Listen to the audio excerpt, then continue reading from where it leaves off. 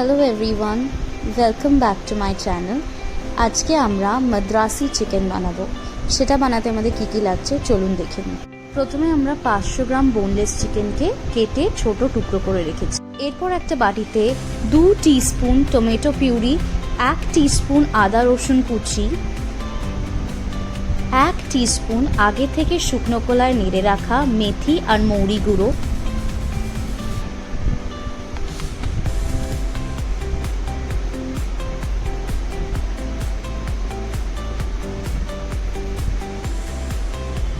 1 teaspoon ধনে গুঁড়ো, 1 teaspoon হলুদ,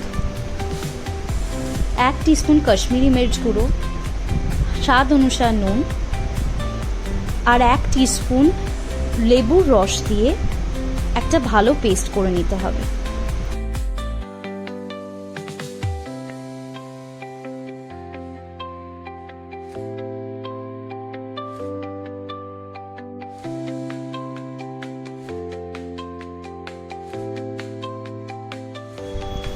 তারপর কড়াইতে অল্প তেল দিয়ে একটু পেঁয়াজ কুচি,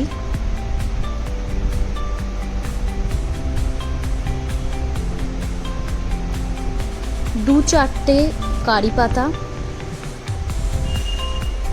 আর একটা স্লিট করে রাখা কাঁচা লঙ্কা দিয়ে ভাজা ভাজা করে নেব।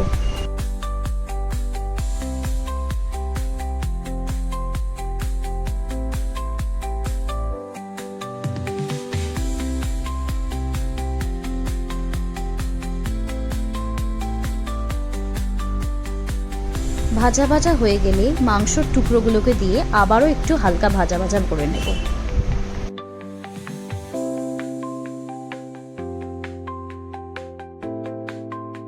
তারপর আগে থেকে বানানো মশলার পেস্টটা দিয়ে আবারও ভালো করে কষিয়ে নেব।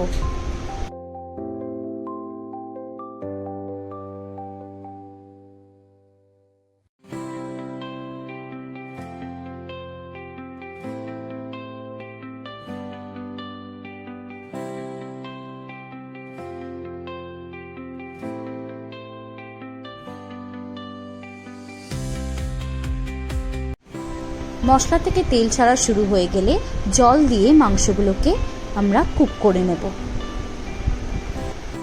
মাংসগুলো ভালোভাবে কুক হয়ে গেলে ওপর থেকে ধনেপাতা ছড়িয়ে দিলেই রেডি আজকের মাদ্রাসি চিকেন।